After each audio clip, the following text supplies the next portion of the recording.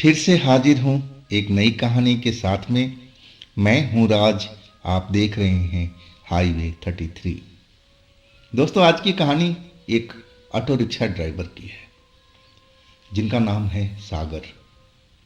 सागर हरियाणा के एक शहर में ऑटो रिक्शा चलाने का काम करते थे और अधिकांश वो रिक्शा अपना रात को ही चलाते थे। और एक रात उनके साथ जो घटा, तो चलते हैं आज की कहानी। लेकिन गुजारिश वही है दोस्तों, अगर आप मेरे चैनल पर पहली बार आए हैं और अभी तक मेरे चैनल को सब्सक्राइब नहीं किया है तो प्लीज़ कर लीजिए और साथ में बेल आइकन को ज़रूर दबाइएगा। और हाँ दोस्तों, अगर आप मेरी कहानी पसंद कर रहे हैं, कहानी पसंद आ रही हो तो लाइक ज़रूर कीजिएगा। चलते हैं आज की इस कहानी में। दोस्तों, मेरा नाम सागर है। मैं ऑटो रिक्शा ड्राइवर हूँ। मेरी मजबूरी थी कि मुझे रात में ऑटो रिक्शा चलानी पड़ती थी। मेरे पास खुद की तो ऑटो रिक्शा था नहीं, मेरे एक दोस्त के पास में था और वो दिन में चलाया करता था। और जब वो काम से लौट करके आ जाता था अपने घर पर, और तब मेरी नंबर आता था और उसके एवज में मुझे भाड़ा भी देना पड़ता था। वो नहीं, एक रात जब मैं उसके घर पहुंचा, जो मेरे मोहल्ले में ही था, थोड़ी दूरी पर था, तो वो ऑटो लेकर के नहीं आया था। मैं इंतज़ार करने लगा उसके दरवाजे पर बैठ करके। अधिकांश 8 बजे के आसपास रात में आ जाता था, लेकिन अब 9 बज चुका था, अभी भी उसका पता नहीं था। आखिरकार जब वो आया तो रात के 9:30 बज गए थे। अब तो मैं निराश होकर के अपने घर लौटने वाला था और तभी उसका ऑटो रिक्शा मुझे दिखाई दिया और फिर मैं उसके दरवाजे पर रुक गया था। आते ही बोला कि भाई, थोड़ा लेट हो गया था, अब ट्रैफिक थी रोड पर और इसलिए मुझे कुछ ज़्यादा ही लेट हो गया। चलो भाई, अब लेकर निकल जाओ। अब मैं क्या करता, अब तो मैं लेट हो ही गया था। अब सोचने लगा कि अब सवारी मिलेगी ना मिलेगी। मैं पेशो पेश में था, लेकिन वो बार बार मेरा दोस्त कह रहा था कि अब तो जाओ तो सही, निकलो तो सही। अब फिर मैं अपने ऑटो स्टार्ट किया और चल पड़ा आगे की ओर। जहाँ सवारियाँ मिलने के चांसेस थी, उस जगह पर मैं जा पहुँचा था। आज की जो मेरी यात्रा था, ना जाने किस मनहूस घड़ी में मैं घर से निकला था। एक तो ऑटो रिक्शा मुझे लेट मिला और ऊपर से जब मैं उस जगह पर आया जहाँ सवारियाँ जाते ही मिल जाती थी, लेकिन आज लेट हो चुका था। अब स्टैंड जो था बिल्कुल खाली पड़ा हुआ था, सुनसान हुई पड़ी थी रोड। हालांकि कुछ न कुछ सवारियाँ जरूर मिलती थी, लेकिन आज तो बिल्कुल एकदम खाली खाली सा माहौल लग रहा था, जैसे आज छुट्टी का दिन हो, छुट्टी का रात हो। कुछ समझ में नहीं आ रहा था। मैं अब वहाँ से किसी दूसरी जगह पर चला गया जहाँ मुझे सवारी मिलने का चांस था, लेकिन वहाँ भी अब सवारी नहीं मिला था। ले दे कर के रात के करीब 11 बज गए थे और मैंने तो बोहनी तक नहीं किया था। आज मैं बहुत निराश था, समझ में नहीं आ रहा था कि अब क्या करूं, घर चलूं या फिर कुछ इंतज़ार करूं। मैं एक बस स्टैंड पर अपना ऑटो लगा करके और बैठा हुआ था ऑटो के अंदर में। मुझे 1 साल करीब हो गया था ऑटो रिक्शा चलाते हुए। अब जो भी पैसा बचता था मैं अपने घर भेजता था। अब इतना पैसा तो बच नहीं पाता था कि मैं खुद का अपना कोई काम करूं, कोई ऑटो रिक्शा ले लूं। ऐसा तो संभव नहीं हो रहा था। मैं इसी उधेड़बुन में लगा हुआ था, सोच रहा था। और तभी मुझे 2 लोगों की आवाज़ सुनाई पड़ी, एक पुरुष एक स्त्री। और वो दोनों झगड़ते हुए हमारे ऑटो रिक्शा की तरफ आ रहे थे। अब रात काफ़ी हो चुकी थी और वो दोनों पैदल ही आ रहे थे। एक दूसरे पर तोहमत लगा रहे थे और कुछ ऊंचा नीचा भी बोल रहे थे एक दूसरे को। मुझे तो यही समझ में आया कि ऐसा तो अक्सर पति पत्नी के बीच ही होता है। तो ये दोनों पति पत्नी ही होंगे। क्या इनको कहीं जाना है क्या? मुझे लगा कि ये आएंगे तो शायद कि इनको कहीं जाना होगा और मेरी बोहनी भी हो जाएगी। मैं खाली हाथ तो घर नहीं लौटूंगा ना।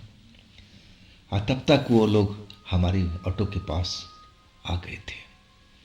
मैंने देखा कि 25 साल की वो महिला थी। वो वैसे ही 25-30 साल का नौजवान लग रहा था। दोनों बेहद गुस्से में थे, एक दूसरे को वो ऊंच नीच बोल रहे थे, झगड़ रहे थे।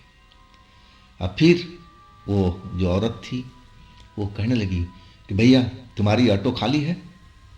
मैंने बोला हाँ जी मेरा तो ऑटो खाली है, कहाँ जाना है? वो कुछ नहीं बोली कहाँ जाना है और सीधा आकर के मेरे ऑटो में बैठ गई थी।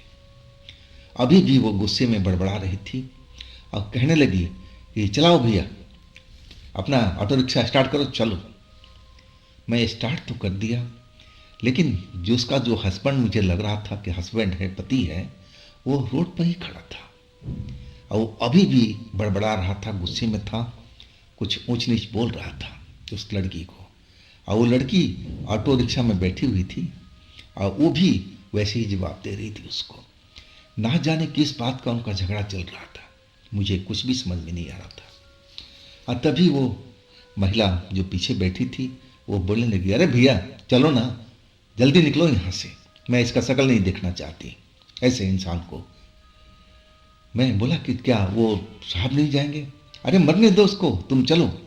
वो डांटते हुए मुझे बोलने लगी। अब मैं अपना रिक्शा चला दिया। मैं पूछने लगा कि आखिर आपको जाना कहाँ है मैडम? वो कहने लगी कि यहाँ से जहाँ दूर लेकर चल सकते हो चलो, इस इंसान के पास में मुझे बिल्कुल नहीं रहना है। मैं समझ गया कि झगड़ा में है और ये गुस्से में महिला है। थोड़ी देर में जब इसका गुस्सा ठंडा होगा तो ज़रूर बताएगी कि इसको कहाँ जाना है। मैं सीधा अपना ऑटो रिक्शा हाईवे पर दौड़ा रहा था, तेज तेज चल रहा था। वो औरत अभी भी गुस्से में थी, कुछ देर के लिए ज़रूर शांत हो जाती थी और फिर वो बड़बड़ाने लगती थी, उसी इंसान को कोस रही थी। ना जाने किस बात का उनका झगड़ा था, जबकि काफ़ी देर हो चुकी थी, गुस्सा इनका शांत नहीं हो रहा था इस महिला का। और आखिरकार एक चौराहा आ गया। अब मैं वहाँ पर अपना ऑटो रोक दिया। चौराहा बिल्कुल सुनसान पड़ा हुआ था। वहाँ पर अधिकांश ऑटो रिक्शा खड़ा रहते थे, लेकिन आज मुझे एक भी ऑटो रिक्शा वहाँ पर नज़र नहीं आया। ना जाने आज क्या हो रहा था रोड पर। कोई छुट्टी तो नहीं थी, लेकिन मुझे जानकारी नहीं थी। अब मैं वहाँ ऑटो रिक्शा धीरे कर दिया और मैडम की तरफ मुड़ा कि मैडम आप तो बताइए कहाँ जाना है आपको? मैडम अभी भी गुस्से में थी, लेकिन कुछ बड़बड़ा नहीं रही थी। अब फिर वो बोली सोचती हुई कि एक काम करो, तुम सीधा ही चलो। मुझे अब मैडम ने बता दिया कि अब सीधा ही चलना है, तो मैं उस चौराहे को पार कर लिया और सीधा चलता जा रहा था। तभी सामने से एक ऑटो रिक्शा आता हुआ नजर आया। मैं देखा नंबर वो मेरी गली का ही था। कभी कभी वो भी अपना ऑटो रिक्शा मुझे कभी कभी दे देता था दिन के टाइम में। उसका भी ऑटो रिक्शा मैं कभी कभी चला लेता था किराया दे करके। और जब मैं उसको देखा तो ऑटो अपना धीमे कर दिया और हाथ देकर रोकने का इशारा किया। उसने रोक दिया, मेरा नाम लेकर बोला, सागर खाली रिक्शा लेके कहाँ जा रहे हो? मैंने बोला भाई रिक्शा तो भरा हुआ है। मैं धीरे से बोला, क्या तुम्हें नजर नहीं आ रहा है? वो फिर मेरे ऑटो रिक्शा में झांकने लगा, कहने लगा, कहाँ से भरा हुआ भाई, क्यों मजाक कर रहे हो?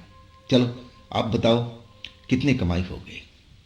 मैंने बोला भाई पहली सवारी बिठाया। अब पूरा डिटेल बता दिया कि आज मैं लेट हो गया था और फिर वो जो रिक्शा वाला था कहने लगा कि भाई आज तो मेरी अच्छी कमाई हो गई है, अब तो मैं अपने घर जा रहा हूँ, बहुत सुबह से मैं काम कर लिया हूँ। और फिर वो फिर पीछे की तरफ झांकने लगा और फिर मुस्कुराते हुए कहने लगा मजाक कर रहे हो ना।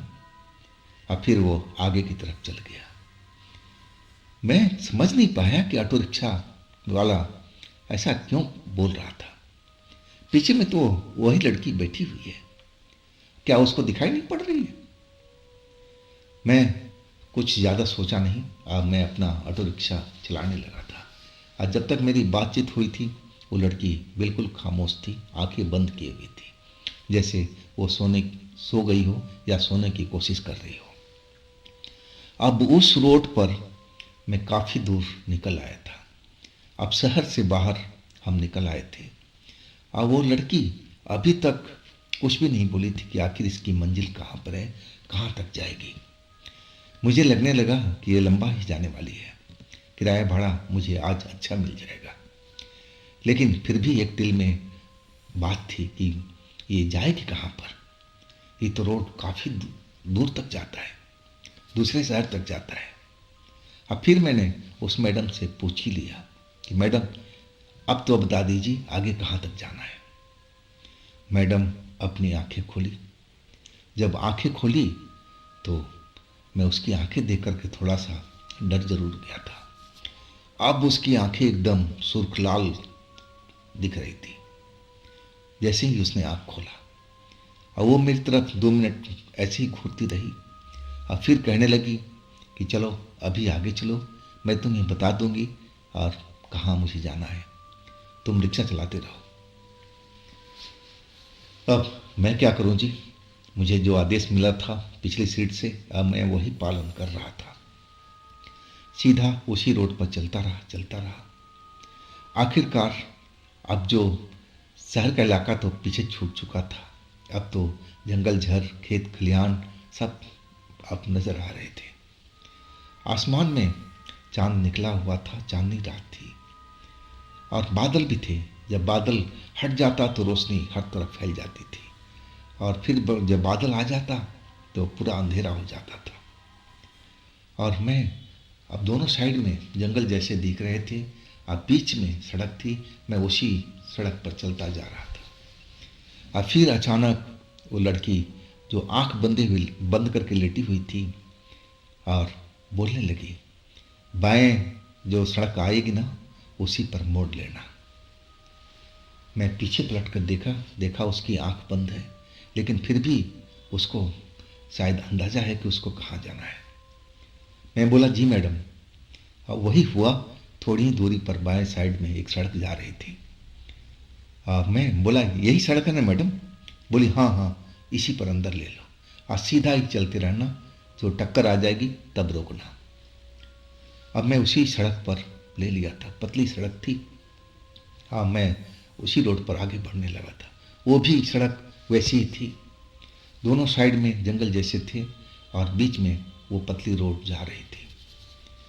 और जब वो टक्कर आया तो सड़क वहीं पर ख़त्म हो रही थी। अब वहाँ पर बाउंड्री थी, लंबी सी बाउंड्री चल रही थी और बाउंड्री के बगल में एक लोहे का बड़ा सा गेट था जो थोड़ा खुला हुआ था और बाकी बंद था। अब वो औरत बोली कि इसी गेट के पास चलो और गेट खोल करके ऑटो रिक्शा अंदर ले लो, मुझे अंदर तक जाना है। मैं जब उस एरिए को देखा मुझे समझ में नहीं आ रहा था कि मैं इतना साल 1 साल से करीब ऑटो रिक्शा चला रहा हूँ, ये कौन सा इलाका है। मैं तो कभी इस तरफ नहीं आया, अनजान ही इलाका था मेरे लिए। लेकिन अब महिला सवार थी, अब इसको बीच रोड पर तो उतार नहीं सकता था, तो मुझे उस गेट के पास जाना पड़ा। गेट जो आधा खुला हुआ था उसको मैं पूरा खोला और तब ऑटो रिक्शा अंदर लेके चला। अंदर पहुंचने पर मुझे जंगल झाड़ी काफ़ी दिखाई दिए थे। अब फिर एक जगह पर मुझे हल्की रोशनी आती हुई नजर आई और उसी रोशनी के साइड में मैंने अपना ऑटो रिक्शा ले मोड़ दिया था। वो महिला अब भी पिछली सीट पर आंखें बंद किए हुई पड़ी हुई थी। और जब मैं उस रोशनी के पास पहुंचा तो मैंने देखा कि एक बड़ा सा हॉल जैसा कमरा है और उसमें रोशनी निकल रही है, ना जाने कहाँ से रोशनी उसमें प्रकाशित हुआ पड़ा है। और तभी वो महिला पीछे से बोली, बस यहीं पर रोक दो। मैं ऑटो रिक्शा रोक दिया था। वो महिला उतरी और फिर जाने लगी। मैं जाते देखता रहा और मैं समझा कि ये किराया देगी भी कि नहीं देगी। ये झगड़े में मुझे कहीं भूल तो नहीं गई, पैसा देना। अब मैं चिल्ला ही पड़ा, मैडम मैडम किराया तो दे दीजिए। अब फिर वो मेरी तरफ मुड़ी और आंखें मेरी साइड में किया। मैं देखा अब तो उसकी आंखें और ज़्यादा सुर्ख लाल हो गई थी।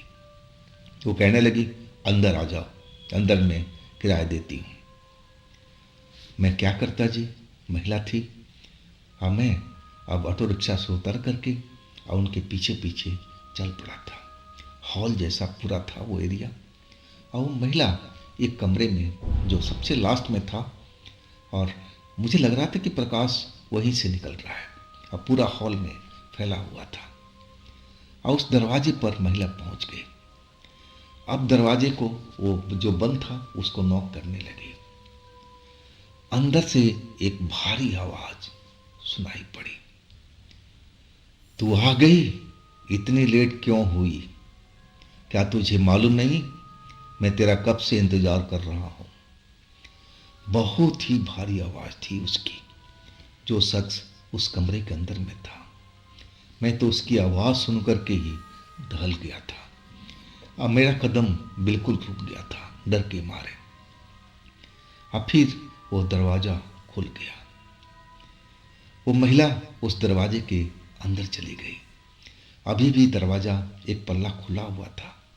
अब मैं बाहर ही खड़ा इंतजार कर रहा था। दिल में एक दहशत थी, डर लग रहा था वो भारी आवाज सुन करके। ऐसा इंसान का तो आवाज हो नहीं सकता, तो अंदर में कौन है भला? मैं अपने बहुत डर लग रहा था। मुझे लग रहा था कि आज इस जगह पर आके मैंने बहुत भारी भूल किया है, मुझे आना ही नहीं चाहिए था। दिल के अंदर से आवाज आने लगी थी कि तू अब फंस चुका है, अब तू निकल नहीं पाएगा। ऐसा अंदेशा मुझे होने लगा था।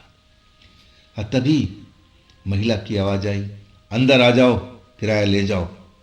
उसकी भी आवाज अब भारी सी आ रही थी, जो पहले ऐसी नहीं थी। मैं ऐसे ही बोला कि मैडम बाहर ही आकर के दे दीजिए, मैं अंदर नहीं आना। फिर वो गुस्से वाला आवाज आई, अगर नहीं आना है तो भाग जाओ, कोई किराया नहीं, भाग जाओ यहां से। किराया चाहिए तो अंदर आकर के ले जाओ। अब किराया भी काफी हो गया था, मैं पैसा छोड़ नहीं सकता था। अगर छोड़ देता तो मैं घाटे में रहता। मैं आज का ऑटो रिक्शा का किराया कहाँ से देता? मैं बीच में फंसा हुआ था कि अंदर जाऊं ना जाऊं, दिल गवाही नहीं दे रहा था। लेकिन अब पैसे के लिए लालच तो जरूर था। और आखिरकार मैं जो थोड़ा सा दरवाज़ा खुला हुआ था और दरवाजे पर अंदर एक पैर अंदर कर दिया और झांक करके देखने लगा। अंदर रोशनी तो थी, लेकिन मुझे कोई भी दिखाई नहीं दिया। न जाने वो लोग कहाँ पर थे। पूरा कमरा खाली सा दिख रहा था।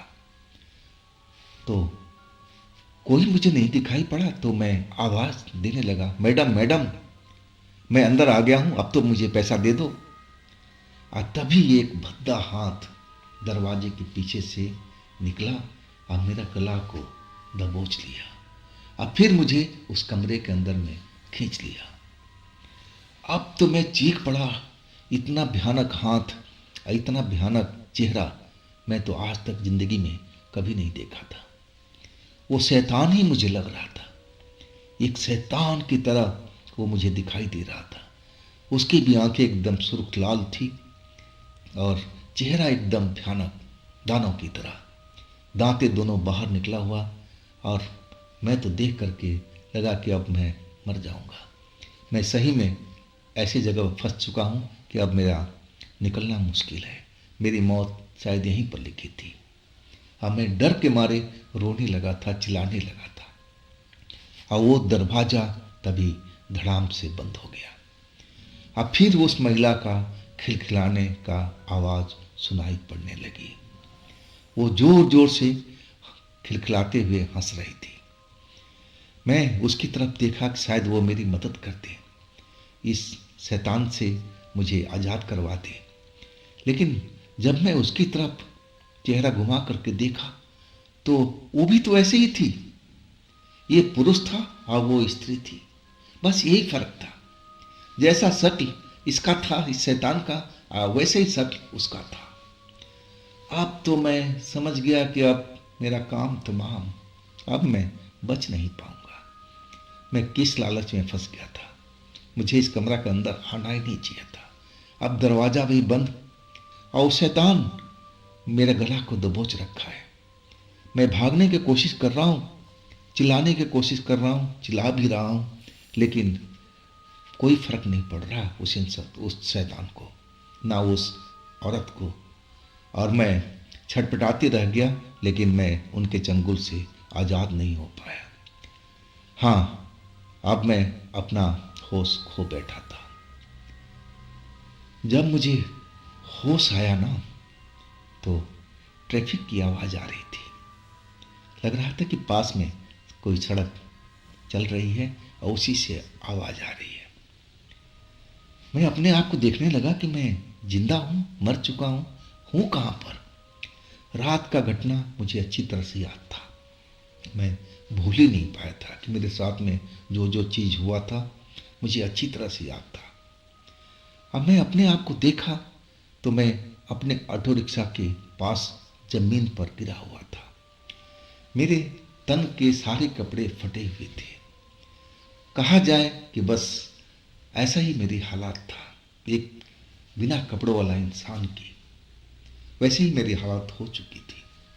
शरीर पर लग रहा था कि जैसे नाखूनों से किसी ने मेरे पूरे शरीर को नोचने की कोशिश किया हो। जगह जगह मेरे शरीर पर जैसे नाखूनों का खरोंचने का निशान मौजूद था, जिसमें अब जलन सी उठ रही थी। अब मेरे चेहरे का भी वैसे ही हाल था। मेरे चेहरे पर भी वैसे ही लाइनें दिख रही थी, जैसे किसी ने नाखून से मार करके मुझे जख्मी किया हो। और मैं देखने लगा कि अब मैं क्या करूं। मैं जिंदा तो हूं, लेकिन यहां पर मैं कैसे आया। वो ना तो वो बाउंड्री मुझे नज़र आ रही थी, ना वो गेट नज़र आ रहा था, ना वो हॉल नुमा कमरा नज़र आ रहा था। मैं रोड के किनारे पड़ा हुआ था, और वो रोड किनारा वही था जहाँ से वो रोड अंदर जा रही थी। मैं मेन रोड से अंदर की तरफ जहाँ मुड़ा था, मैं वहाँ पर था। रोड मुझे साफ दिखाई दे रही थी, लेकिन मैं तो उस बाउंड्री तक गया था, उस घर तक गया था। ये कैसे हो सकता है? लेकिन सब कुछ हो सकता है। जब मेरे साथ में ऐसा खेल हो सकता है तो ऐसा भी कुछ हो सकता है। लेकिन मैं जिंदा बच गया, उसी बात का मुझे खुशी थी। अब मेरे जो ऑटो रिक्शा का सीट था, उसमें मैं एक आध कपड़ा रखता था, तौलिया लुंगी ऐसा मैं ज़रूर रखता था कि रात में ओढ़ने के लिए ऐसा चादर भी रखता था। और वही चादर से अपना तन ढका, और फिर मैं अपना ऑटो स्टार्ट करके अपने घर की तरफ चल पड़ा था। मेरी हालात बहुत ही खराब थी। पूरा बदन दर्द कर रहा था। लग रहा था कि मुझे तेज बुखार हुआ पड़ा है। और काफ़ी लंबी मुझे ड्राइव करनी भी पड़ी थी। लेकिन जैसे तैसे मैं अपने कॉलोनी तक, अपने घर तक पहुंच गया था। उस रिक्शे वाले को रिक्शा दे करके मैं उसको बताने लगा कि मेरे साथ में आज क्या क्या हुआ है। वो मेरी बात सुन करके दहल सा गया था। उसको विश्वास नहीं हो रहा था कि मेरे साथ में ऐसा भी हुआ है। और जब मैंने अपनी चादर हटाया, तब वो मेरे शरीर देख करके कांप गया था। वो तब उसको विश्वास हुआ कि मेरे साथ क्या क्या हुआ है। पूरा शरीर पर नाखूनों का निशान था, जिसमें खून सूख गया था, बह करके जम चुका था। अब उसने मुझे कुर्ता पजामा दिया, फिर मुझे घर तक छोड़ा। इसके बाद मैं 3 दिन तक बीमार पड़ा रहा। बुखार छोड़ ही नहीं रहा था। लेकिन दवा मेरी अब चल रही थी। 3 दिन के बाद में वाकई में बुखार से छुट्टी पाया था। शरीर कमज़ोर हो चुका था, लेकिन डर का यह आलम यह था कि मैं उसी दिन से मैं ऑटो चलाना ही बंद कर दिया था और इसके बाद मैं कभी भी ऑटो नहीं चलाया। मैं अब फैक्ट्री में नौकरी करता हूँ और उसी से मेरा घर बार चलता है। तो दोस्तों, ये थी आज की सागर जी की अपनी आप बीती। अगर आपके पास भी ऐसी कोई घटना है तो आप मुझे इंस्टाग्राम पर या मेरे व्हाट्सएप नंबर पर अपनी घटना को शेयर कर सकते हैं। दोस्तों, ये भी चैनल आप ही का है, तो थोड़ा इसको भी अपना प्यार दीजिए ना। लाइक कीजिए, सब्सक्राइब कीजिए, शेयर कीजिए और फिर हम मिलते हैं अगले रोज़ एक नई घटना, एक नई कहानी में। आप लोग अपना ख्याल रखिएगा। नमस्कार।